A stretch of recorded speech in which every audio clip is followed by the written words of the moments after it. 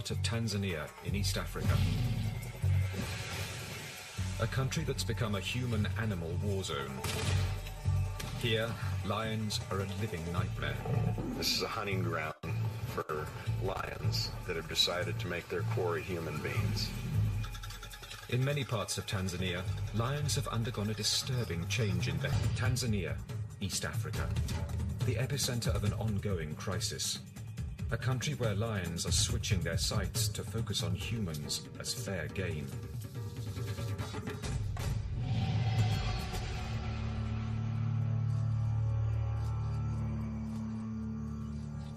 On April the 10th, 2008, Musafizi Shabami, a young builder, was cycling with an older friend called Muna.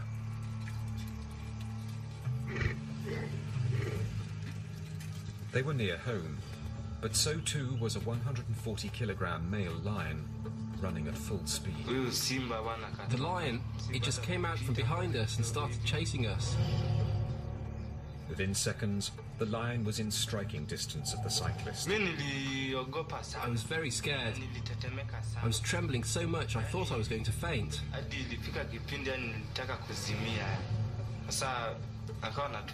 was chasing us and roaring. And that's when my friend fell off his bike. The lion leapt on Muna's back and dragged him to the edge of the highway.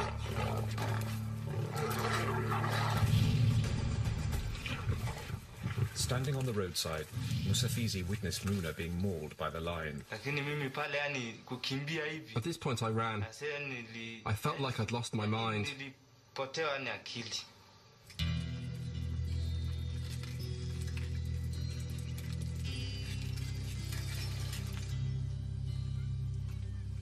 Kimu is the wife of the deceased. She faces a tough future, supporting a family of 6 children. For me, he just said goodbye going to work. I couldn't believe it at all. We were sharing and contributing, but now I'm struggling on my own.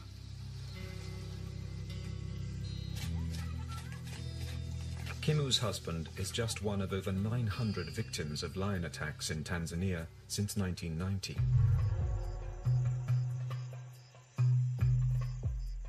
The situation is desperate. Thousands of rural Tanzanians have left their villages abandoned, terrorized not by single rogue lions, but by prides of lions, hunting as a team to stalk and kill humans. We're not talking about just regular old lions. We're talking about lions that walk into a village and kill people. We're talking about lions that get on a roof and dig people out. We're talking about lions that dig through a wall. We're not talking about just a regular old lion out there in the plains. The cause of this bizarre behavioral change is a mystery, particularly as these outbreaks of man-eating lion attacks are not isolated to one region of Tanzania.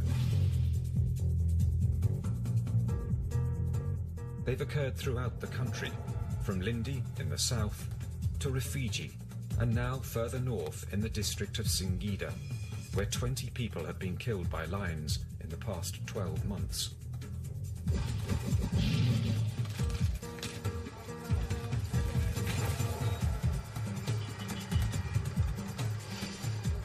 So critical is the situation, the Tanzanian government has called in the services of a big cat specialist from the United States, named Darren Simpson.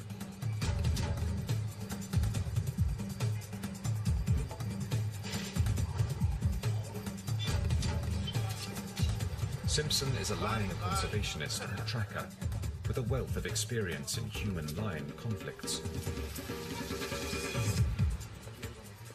Because lions are a protected species, he will be working with a team of government rangers to track down and kill the man-eating lions that are terrorizing the region.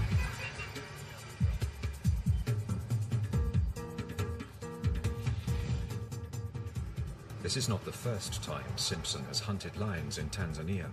I've been here twice before. They've had everything from people being jerked down, 2 male lions jerked down 2 young men right in front of a police station one night, killed them right in front of the policeman. The lions were shot and went off and died, but so did the 2 young men.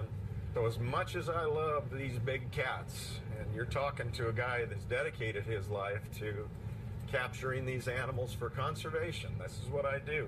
This is something that has to be dealt with. This is their reality, and so I'm here to help them deal with it. Working alongside Simpson is a team of 6 rangers, heavily armed with semi-automatics and shotguns, led by Wildlife Division official Dennis Ikanda, seen here in the camouflaged jacket.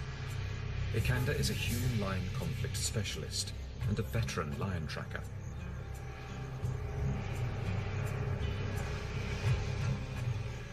The week before Simpson's arrival, his team shot and killed one of the target animals, but 2 man-eating lions remain at large. Although we have experienced some level of success by killing one of the man-eaters, but we still have 2 more to go. And worst of all, we have a male lion on the loose, and they usually become a lot worse when their partners are killed. Simpson and Ikanda receive a tip-off from a local herdsman. The lions have been spotted leaving the half-eaten corpse of a donkey.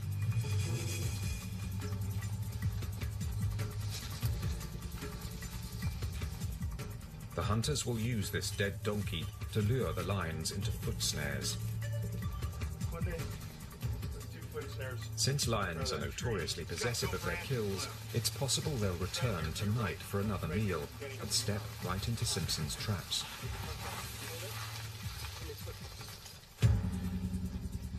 Should a lion place a paw on one of these cushions, the pressure will fire a trigger, tightening a noose of wire around the lion's leg.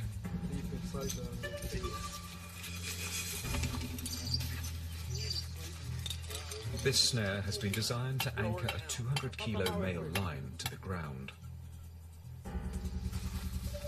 Lions have strong instincts to protect their kill. The hunters remain prepared. At any moment, the 2 man-eating lions that have been terrorizing the Singida region could attack them in a bid to reclaim their kill. These lions have already proven that they are not afraid to ambush human beings. They have adapted to attacking and eating human beings, so they actively seek human beings as prey, and they do it very well. They have studied the environment, they've studied the community, and they pretty much, I would say, know there's a hunting team pursuing them. We want to make them go straight through here. Okay, we're going. The hunters are as vulnerable to attack from Singida's man-eaters as anyone else in the region. Their only protection is the dying daylight.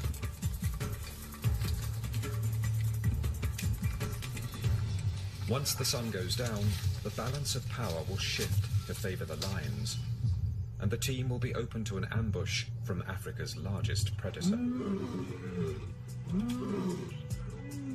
Lions can grow up to 3 meters long, and males can weigh over 200 kilograms. Their speed, strength, weaponry and cunning make them one of the animal kingdom's most formidable terrestrial predators.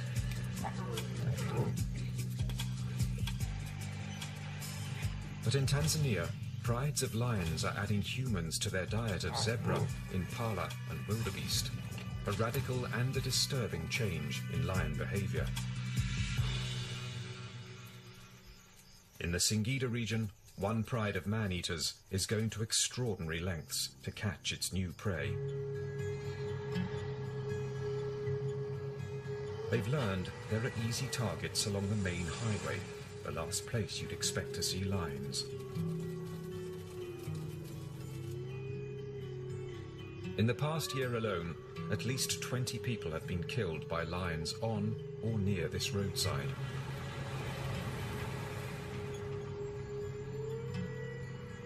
This road is now known as the Highway of Death.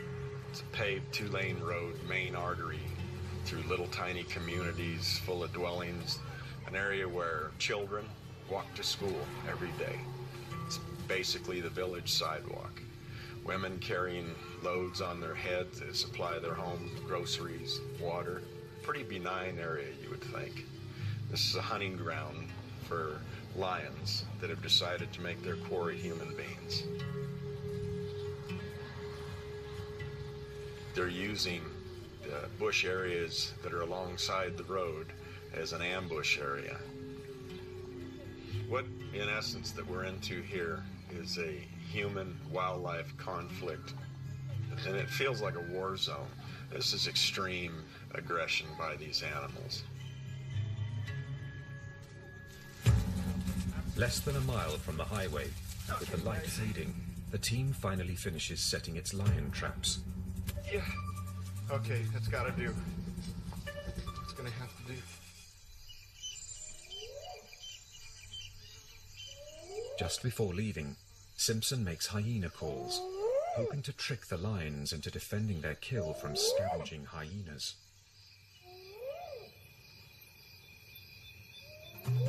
Now the team must wait until dawn to see if they can catch a man-eating lion.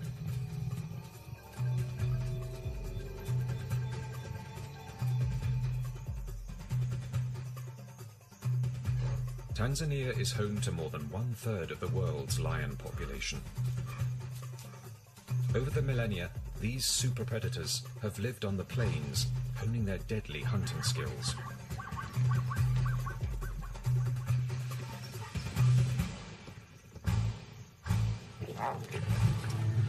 But in Tanzania, lions are switching their sights to hunting humans. In a radical change to their natural behavior, whole prides of hungry lions are now stalking humans in search of an easy meal. One thing we're seeing here is lions that are bold enough to walk straight into villages and take people from right near their homes when there might be a number of people right near them. And this is not a normal behavior. This is not something that normal lions will do. This is an indication that these lions have learned that people are prey, and they're actually preying on humans like they'd prey on any other animals. Hadas Kushnir, a human lion conflict expert, has been researching man-eating lions for 4 years. Her studies suggest a startling change in lion behavior. Adult lions may now be teaching their young techniques and tactics for hunting humans. There's a common misconception that most of the lions that cause these attacks are old or sick, and that's actually not something that we found to be true here in southern Tanzania. Sometimes we find young lions, healthy lions, taking part in it. So we think that they are teaching their young. And once they view us as any prey type, they're going to eat us just like they'd eat a gazelle. Kushnir is working in the Rufiji region to determine the reasons behind the dramatic increase in man-eating attacks here.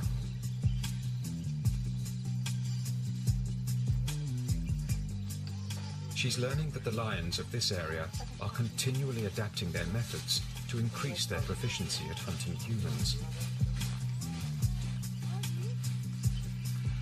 You can't underestimate the intelligence of these animals when it comes to hunting prey. They study their prey. They learn their prey's movements and their prey's behavior, and they'll adapt to how their prey is changing. This was particularly evident along the banks of the Rufiji River, used by the farming community in their daily routines. The way the villages in Rufiji are set up in this one area is that villages are on the north side of the river and agricultural fields are to the south. When the outbreak in 2002 started, early on most of the attacks were on the other side of the river, on the south side, than they were at night. But people started getting fearful. They started coming home earlier in the day, and the attacks started happening earlier in the day. And eventually, people stopped going to the agricultural fields altogether, moved back to the villages, and the lion actually swam across the river and started preying on people on the north side of the river. So they're able to adapt, they're able to learn, and it's terrifying because it's not just a chance event that you might get caught by a lion. There's a lion out there stalking you, actually looking for you to eat. In the Rufiji River region of southern Tanzania, the locals blamed the deaths of 40 people on a single serial-killing lion they named Osama, after the world's most wanted terrorist. But Kushnir believes the groups of lions are responsible for the bloodshed. Generally, it's going to be a small group of individuals. There'll be males and females. But what happens towards the end of an outbreak is, through the hunting of lions, they've killed all the other lions. At the end, there's one man standing. The cases we know of, a lot of times it tends to be one male lion. The male lion might be injured already, and towards the end can wreak a lot of havoc. Osama was eventually killed by a team of government hunters in April 2004. A sign on the outskirts of Kilimani village marks the spot where the lion's corpse is buried.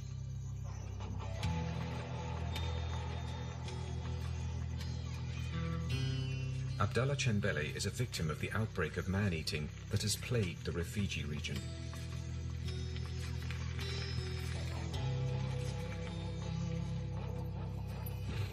During the night in March 2003, a lion, possibly Osama, broke through a wall in his family's house, dragged his mother out into a nearby field, and ate her.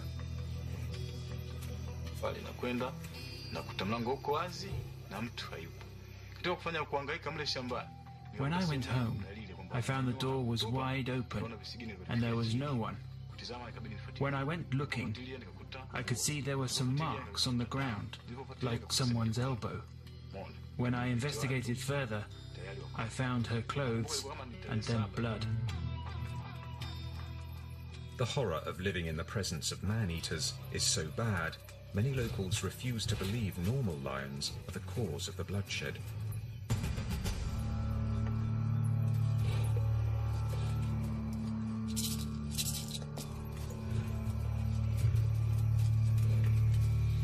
Instead, they imagine these killings are the work of spirit lions, supernatural demons summoned up by enemy bush doctors and sent to destroy their foes.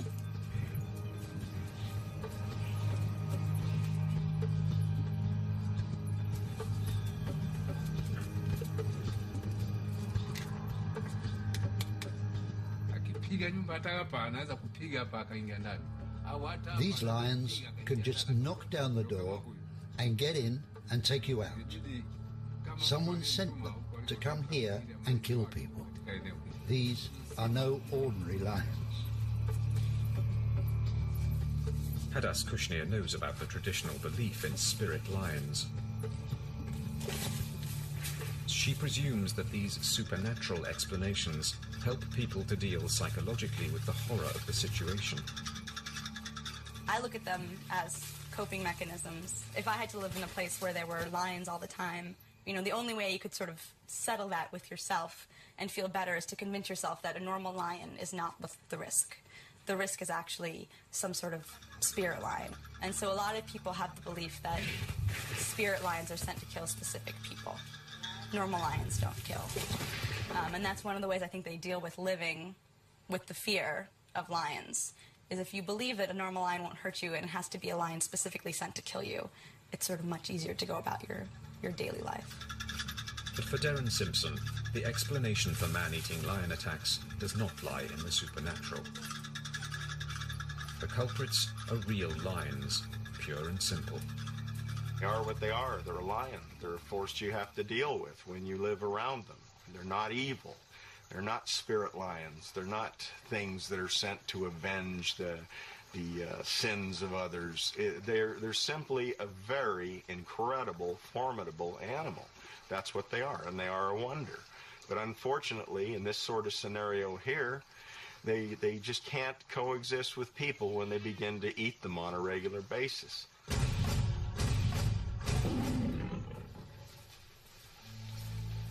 The hunt for two man-eating lions that have been terrorizing the Singida region of Tanzania continues. The tracking team are revisiting the traps they set the previous night around the carcass of a donkey recently killed by these lions. The sound of a big cat up ahead in the bush seems to suggest their efforts have been rewarded. Leopard? No lion? No lion, nobody. Big male.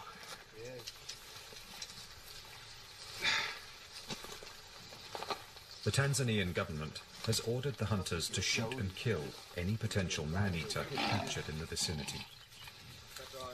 We're gonna kill him, I guess.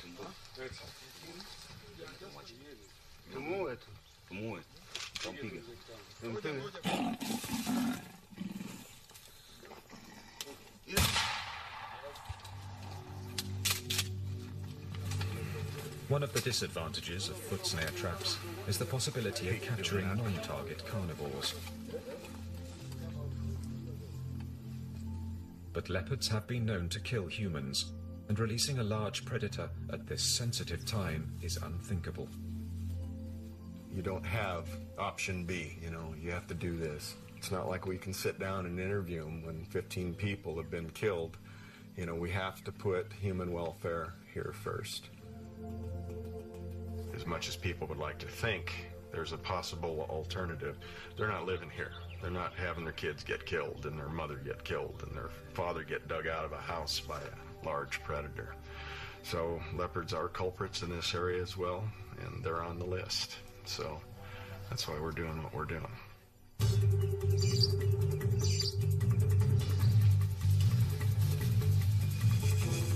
The lion hunters are not giving up. There's enough donkey carcass left to set up another trap. Simpson lays his foot snares once more in the hope that tonight he'll have better luck and will succeed at catching the man-eaters.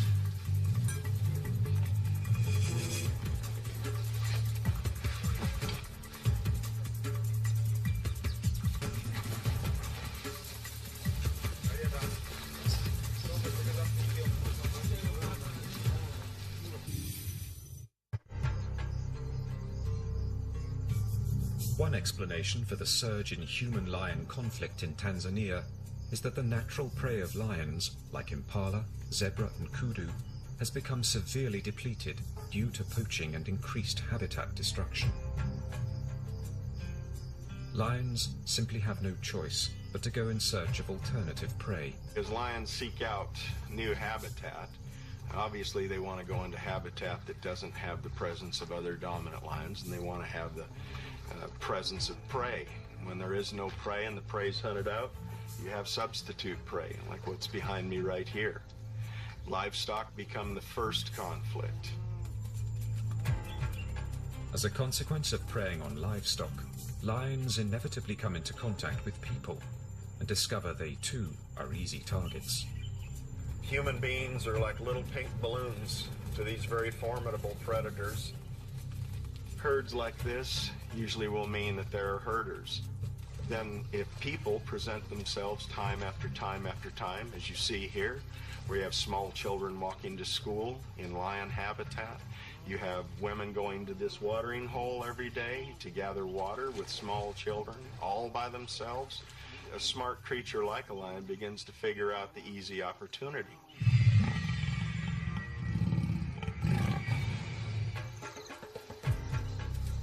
In the Rufiji region, Hadas Kushnir attempts to find further explanations as to why the rate of man-eating lion fatalities has quadrupled since 1990. She's discovered a pattern in the statistics that leads her to believe it's the people's methods of agriculture that make them vulnerable to attack. One of the places where people are most at risk is in their agricultural fields. Generally, the agricultural fields are pretty far from the village. They're isolated from each other, and there's a lot of bush surrounding it. So right there, you're at risk. One of the really important factors that we're finding are bush pigs as crop pests. Bush pigs are nocturnal crop pests, so they only come at night. And in order to protect your crops, you have to sleep at night in your agricultural fields, and sometimes leave your hut in pitch darkness and make noise and try to scare these bush pigs away. Because there's not a lot of prey in the area, bush pigs are a really important prey source for lions in these districts. And so lions know where to find the bush pigs, and the bush pigs are found where the people are found. And so oftentimes you'll get sort of a collision between people and lions with bush pigs as the link. It was while defending their crops against marauding bush pigs that Asifwo Mbwata's family was devastated by a lion attack. In the middle of the night, his father, mother, and 2 nephews were dragged out of their shelter and eaten. Picha ya hali halisi ya kuwa matukio The exact picture of what happened. The lion, he took my mother first and ate her there, up to the waist, and killed my father and put him aside, and took the children.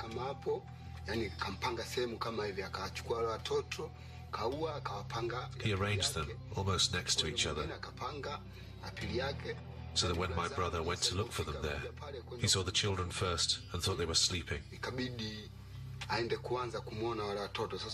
But they had already gone.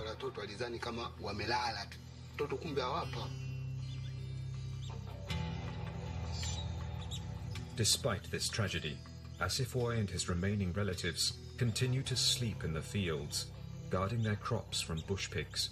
He says they have no choice.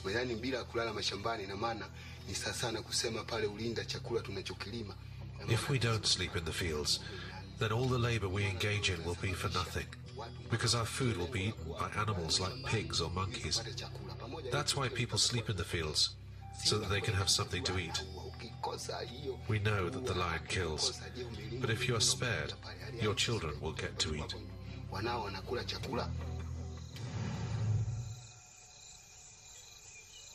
Many villagers sleep in temporary makeshift shelters called dungus that provide little protection against lions.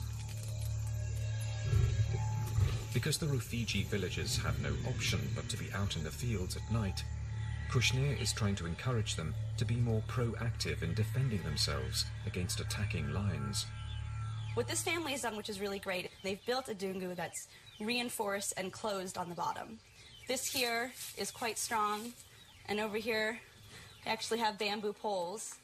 And what's really wonderful is that this is the area here which would normally be open, and the family would normally be cooking here at night, resting here at night, and what they've done is close it off so that if a lion is roaming, the lion won't be able to see them or get to them very easily. Unfortunately, not all houses are like this. There's a lot of makeshift huts out there that are constructed much more flimsy, lower to the ground, a lot of more sort of straw and palm, where lions can literally just jump in and take people from inside or even knock the structure down. The villages of the Rufiji region are learning to live with the man-eaters. But up in Singida, man-eating lions are a new menace. The local people are panicking, and their hopes lie with the government team.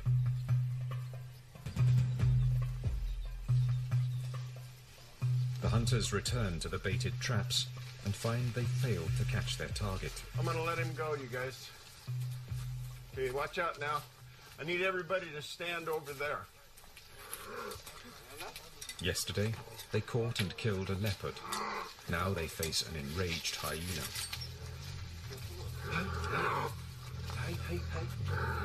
Although this animal is capable of inflicting a lethal bite, it doesn't pose a threat to the local community. The hunters will attempt to release the animal.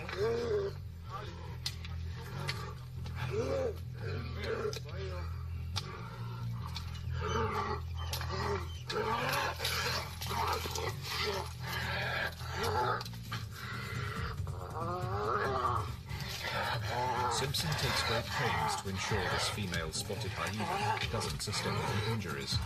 It will return to the wild unharmed. Loose, loose, everybody back.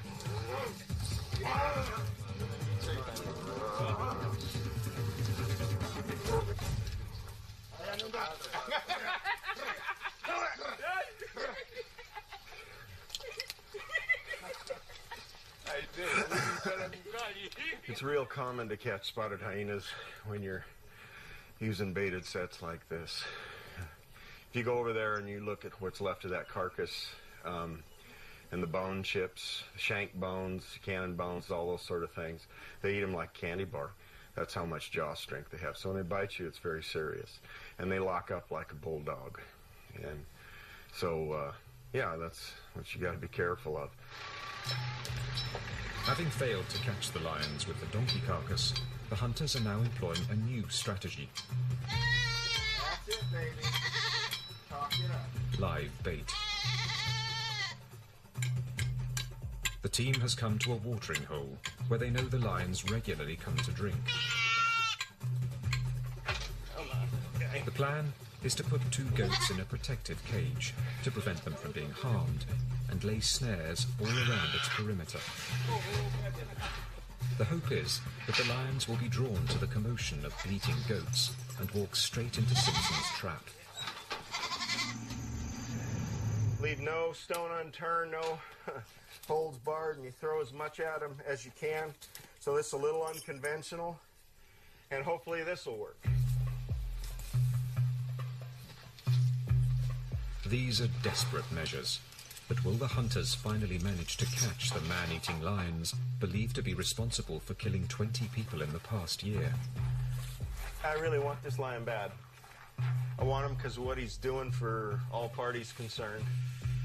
I want him because he's starting to get real cagey on us, and it's a challenge. I'll admit that. I love catching animals that are really difficult to catch. I take great pride in that. But to catch this guy would be real special because it's going to mean a lot to a lot of people.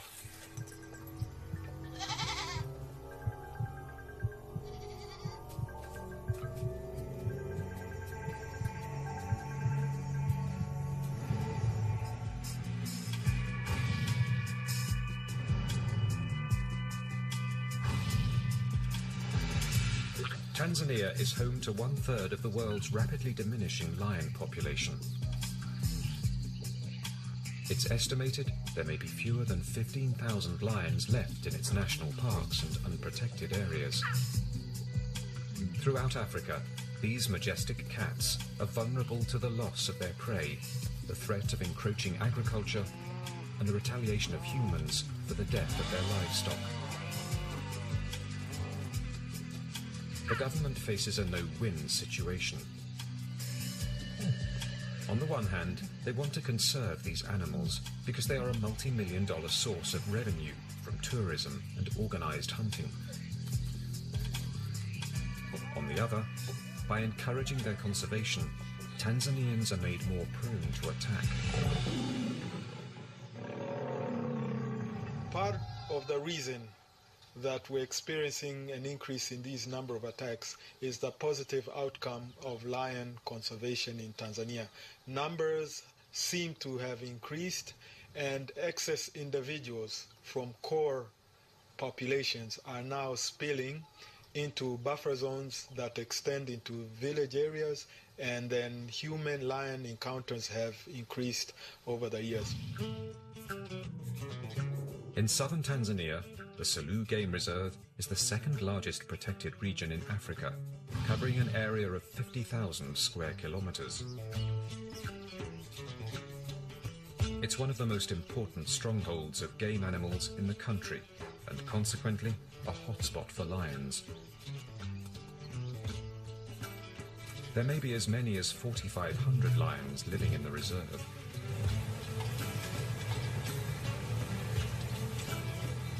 Biologist Henry Brink monitors the Selous lion population by using radio collars to track the size and extent of their range.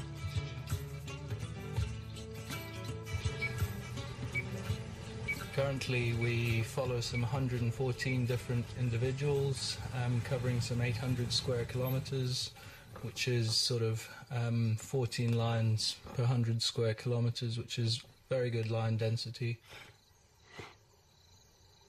In the eyes of conservationists, the Selous lions are a success story, but there's a problem. The human population is increasing, and it's coming closer and closer to the boundary of Selous. The Selous boundary, in large parts of it, is just boundary markers. What's a marker to a lion? It goes where it wants. The lions of this park don't recognize park boundaries and are prone to leave its perimeter in search of prey. When this happens, they inevitably come into contact with people.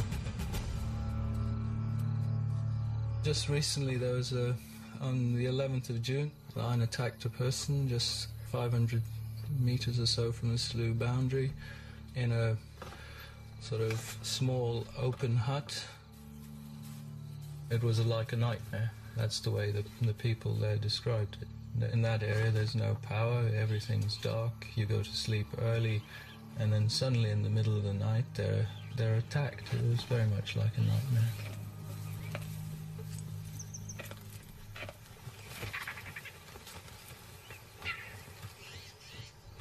But perhaps these attacks are not as unpredictable as once thought. One of the behavior patterns observed by scientists such as Brink is that lion attacks on humans increase during the rainy season. There is food here, there's enough food, but what happens is during the rainy season all the prey disperses from around waterholes and so on, and the lions have a much difficult time finding the food, and therefore they also disperse and start looking for food, and it's during the rainy season where you get this sort of spike in man-eating, because the lions are in some cases leaving the park and so on.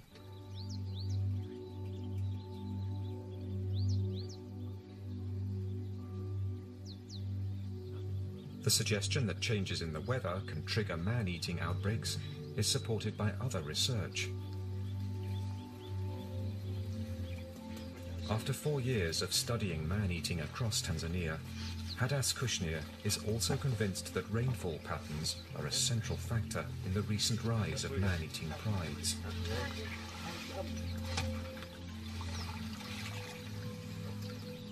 When rainfall increases, man-eating increases, and the effect can be felt right across the country. It seems like too much of a coincidence that you have 3 outbreaks happening starting in the same year. There was 1 here in Rufiji and 2 in Lindi with 2 separate groups of lions. So the scale's pretty enormous. Here in Rufiji, the numbers we have are about 52 people being killed, but down in Lindi the numbers are much higher, upwards of 85 or 90 during that 2-3 years time period. Kushnir's theory is that the ultimate cause of these simultaneous man-eating outbreaks could lie well beyond the shores of Tanzania. There's a large number of attacks in 1999, and we have anecdotal evidence that there was a lot of flooding that year. There was a El Nino in 97, 98 that caused a lot of flooding in the region. The wildlife patterns were different than usual, and that's why the attacks were higher. El Nino is a worldwide weather phenomenon that results in supersized flooding across East Africa. The floods force the game animals to seek higher ground, with the result that some prides of lions find themselves marooned with a limited supply of food. It's at this point that they are forced to go in search of human prey. From what people told us, it sounded like if you get a lot of rain, you have animals in places where you wouldn't normally have animals, or you're missing animals in areas where you would normally have animals. So potentially the lion prey wasn't where the lions were. And so lions were then more desperate, more hungry, and turned towards people. Many scientists predict that global warming will likely increase the severity and frequency of flooding events. If the connection between flooding and the rise in outbreaks of man-eating lion attacks is proven to be true, the future looks bleak. A future that will undoubtedly see an increase in human-lion conflict.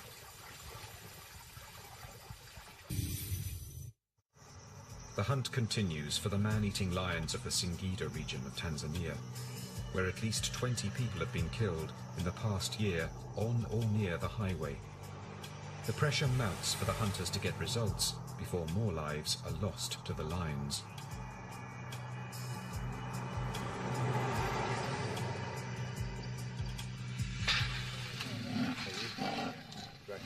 Simpson and the hunters have returned to inspect their traps, and once again their efforts have been foiled. They've snared a second leopard and have no option but to kill it.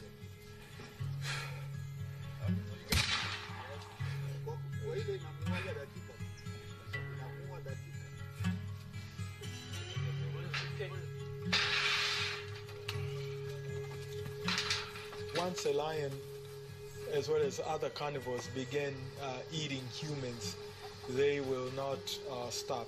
And in fact, this has led to Tanzania's wildlife policy that any large carnivore that attacks a human being, the only solution is to eradicate it. As you see, it's a beautiful animal. young, still young in his prime age, but it's a problem. I mean, it's a human-wildlife conflict issue. This is the stark reality of 21st century Africa, where conflict between people and large predators is rapidly increasing. Those on the front line of the human-lion conflict believe that the best short-term solution is to continue deploying hunter forces to target these animals aggressively. Without expert teams like this, local communities will deal with the killers in their own way, a path that ends in disaster for all the wildlife. What you will cause is people to take it into their own hands and begin poison campaigns. And I'm here to tell you, I've been all over this continent, and I've seen the results of poison campaigns, and it's ugly. And you will not just lose one or two problem lions, you'll lose all the lions. And that's what we're trying to actively prevent. Rural Africans face many challenges. When confronted with a new foe, a man-eating pride, many people here feel they have no option but to retaliate, and they do so with devastating effect. One of the most poignant stories to come out of this conflict is that of a herder whose wife was eaten by a lion. An individual who lost his wife decided to help the community out of desperation by lacing the remains of his wife's body after she was attacked by these man-eaters with rat poison. And the lion came and took the body, and after 2 days it was found dead. It's a graphic example of the lengths people will go to eliminate lions.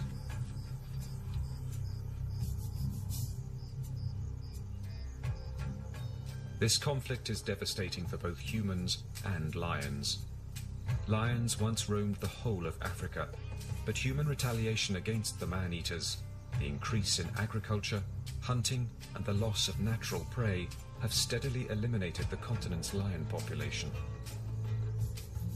In the last 30 years, Africa's lion population has almost halved, from 75,000 to less than 40,000. It's very much not good for lions. When there's an outbreak, often they'll kill all the lions in the area indiscriminately. Any lion they see will be killed, even if a lion's not responsible for the attack. And what eventually could happen is that lion populations are limited only to protected areas. And in most cases, protected areas aren't large enough to sustain viable populations for generations to come. So it's definitely a risk. And it's a risk for carnivores around the world. Retaliation because of conflict is one of the major reasons for carnivore population decline in Africa, in Europe, in North America, everywhere.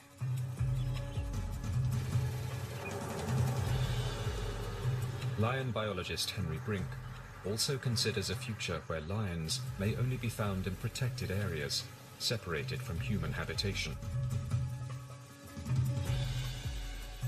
Tanzania has gone exactly the right way. It's set aside some 30% of its land in some sort of protected conservation status, which is an awful lot of land if you compare it to other areas.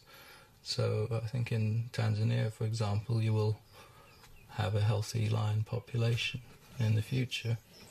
Whether they'll exist outside the sort of protected areas, let's say in 50 years' time, that's another matter. It's very difficult for large carnivores and humans to coexist.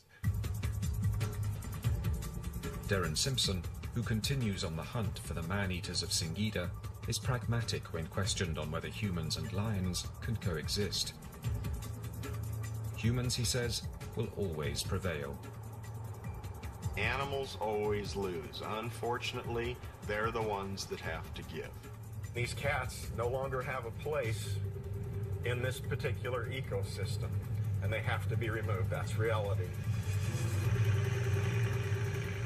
And as you remove habitat and you have more people, you're going to have more conflict. Out in this area where we are, we happen to have predators that are extremely formidable, and they aren't solitary. They run in prides.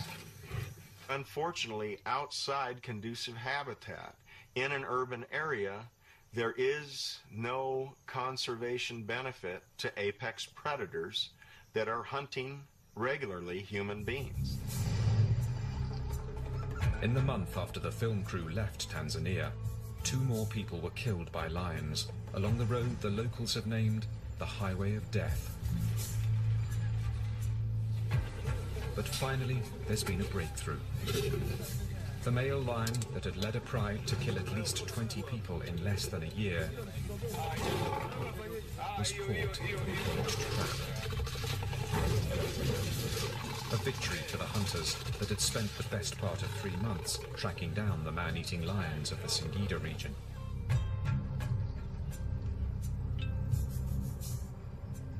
But there's still one lion at large, and the war, with no foreseeable end, continues.